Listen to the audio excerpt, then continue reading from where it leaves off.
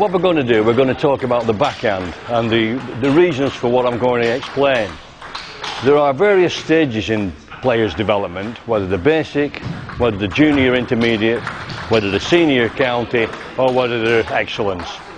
The most important thing is the control, and I'm going to emphasise the wrist and how breaking the wrist out of its stationary position can spoil the consistency of a rally, lead to disinterested table tennis players.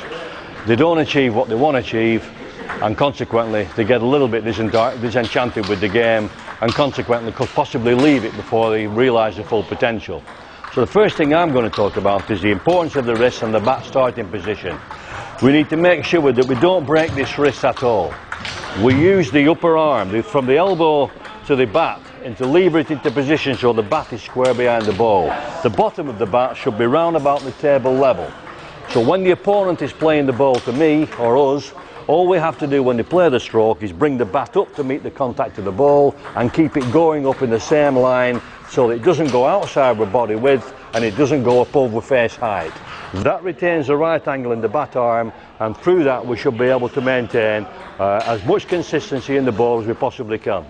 We're not trying to hit the ball hard at this stage, all we're concentrating on the action and the technique and the consistency of the stroke to eliminate the amount of errors that we can possibly do. That will lead to more consistency in the rallies, we'll get more enjoyment into the game, and then we'll soon realise the potential that we're capable of.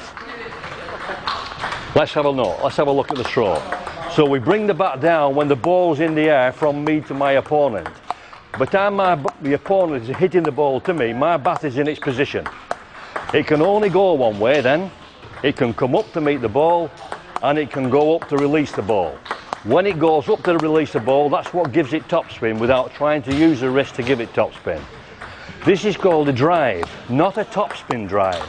It is based on control the ball all the time. So what I want to do when I coach players at basic levels is to make sure that they can achieve this simple task without making any errors whatsoever. Yes, they will make them, but they'll be few and far between. All my main concern is at the stage of coaching is to emphasise the point that I don't want our players to lose the point. I want to make sure that we keep the ball in play all the time. Once we do this over and over again, we'll get the confidence of the technique. We're building in the technique within our brain, and subconsciously, through the amount of practice we will do, the ball will automatically start to go faster. When it starts to go faster, the ball should be and could be lower in the bounce to my bat. So consequently, I'm hitting it in a lower position. Again, the ball's not going to get under my bat because it's at its base level when I play the stroke.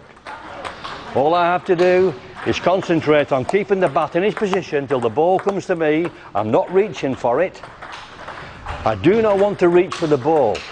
If I reach for the ball, the shoulder pushes the arm out and it alters the bat angle. I don't want to do that if I'm blocking or driving the ball. I want to keep the shoulder down so it keeps the arm in its position, it keeps the bat angle closed, and consequently when it comes up it automatically gives it topspin without trying to give it any spin. So the main emphasis again, just to recap, is to make sure the bat is in its position before the ball comes to me. I have got a lot of time to get that bat in position even though the ball may be going fast to each other. We want to make sure that the ball is returned with the simplest amount of movement that there is.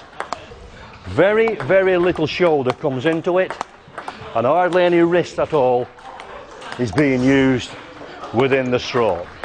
My main emphasis again is to make sure the bat is in its position, waiting for the ball to come to me, and I do not want to make an error in this stroke. So if I don't make a lot of errors in the backhand, then the opponent then is not going to get any free points against me. So they're going to have to try and win it. And if I get my technique right and concentration right and my angle right, then I just need to keep returning the ball over and over again until my confidence comes up that I can go a little bit quicker and win the point.